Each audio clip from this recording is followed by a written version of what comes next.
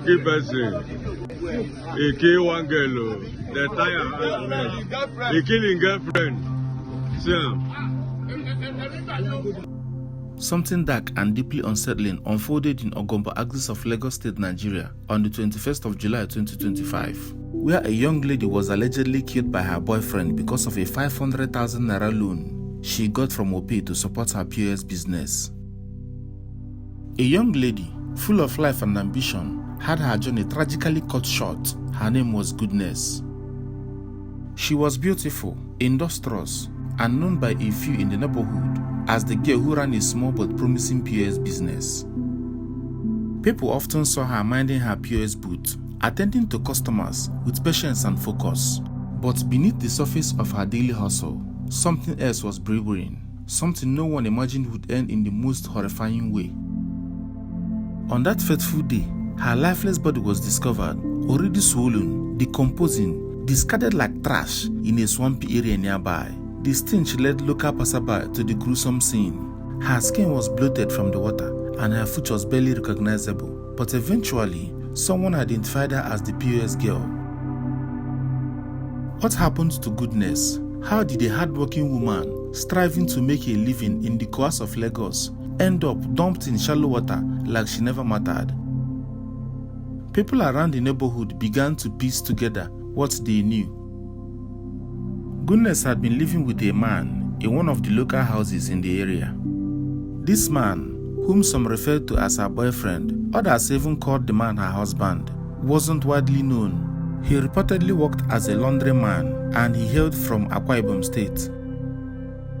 No one knew for sure how the two met, how long they had been living together, or what truly went on behind closed doors. But there was one thing neighbors seemed to agree on. Goodness was the one holding things down. She paid the rent, she kept the lights on, she fed them both. The first sign of trouble reportedly started when Goodness decided to take out a loan of 500,000 naira from a microfinance platform called Opay. Her intention to invest in her business. The POS booth needed an upgrade, and with business competition rising around the area, she needed the capital injection to stay afloat. To her, this loan was a lifeline, a risk she was willing to take for a better future. But the moment the boyfriend found out about the loan approval, his behavior towards her changed. He demanded she hand over the money to him. But why? Why would a man who hadn't been shouldering any responsibility in the home feel entitled to a loan he neither applied for nor contributed to? When Goodness refused, tensions fled. She tried explaining to him that the money wasn't free. It was a debt, one she would have to repay in due time. She had a business plan. She knew how to make the money work. Yet, he wouldn't hear it. Did he ever care about the consequences? Did it matter to him that if she defaulted, the loan agency could come after her? Or was his greed so overwhelming that logic had no place?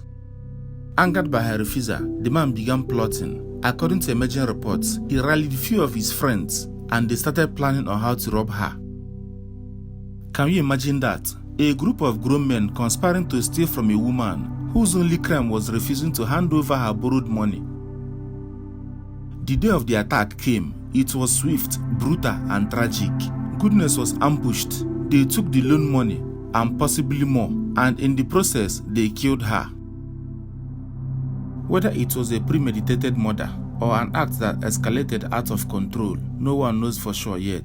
What is clear is that they didn't stop at stealing. They made sure she would never speak again. After taking her life, they dragged her body to one of the waterlogged swamp areas nearby and dumped her there, hoping nature and time would erase the evidence. But nature doesn't forget, and neither does the community. The most shocking part, after all this, the boyfriend carried on with life as if nothing had happened. He hung out with friends, drank in public, and laughed. Days passed, Monday, Tuesday, Wednesday, and not a single effort was made to report Goodness missing. Then, as rumors of unidentified body in the swamp began spreading, he showed up at the police station several days too late to file a missing persons report. Why now? Why the delay? The local vigilante group responded to the whispers in the wind, and they went to investigate the body. As they stood there in horror, staring down at the bloated corpse, reality began to settle in. It was her, the POS girl, Goodness. With heavy hearts and burning questions, the vigilante made their way to the house she shared with the boyfriend. But what they found wasn't grief, it wasn't sorrow. The boyfriend and some of his friends were there, laughing, drinking, almost celebrating. The atmosphere was chilling. Something unusual happened. The moment some of the men saw the vigilante approaching, they began to run. Why would innocent men run from a grieving crowd? One of them was caught and dragged back. At first, he claimed he knew nothing. I wasn't among, he kept repeating, but no one had accused him of anything yet. His panic only fueled suspicion, and before long, the rest of the group was rounded up, including the boyfriend. He was arrested and handed over to the police. This is the tragic end of a hardworking woman who came to Lagos with dreams, who loved deeply, gave selflessly, and died brutally at the hands of someone she trusted and loved. As the investigations continue by the police, we can only hope that justice will be served. To Goodness, may you find rest, may your soul be at peace in the afterlife, a life where hopefully no one will ever take advantage of your kindness, your love, or your trust again. To Opay, the loan company that lent her 500,000 naira in good faith, perhaps this loss is irrecoverable. The customer you trusted with 500,000 naira loan is no more. The funds are gone, stolen, then tainted with blood. But above all, to every woman, every hustler, every dreamer, may this story be a reminder to protect your space, ask questions, and never ignore red flags, no matter how small. To the readers and listeners of this tragic tale, if this is your first time encountering this platform, please do one thing: like, share, and subscribe to this channel. Turn on the bell notification so that we can continue to shed light on the stories that matter, stories that deserve to be told, stories like that of Goodness. May her death not be in vain. Hey, for inside the streets, I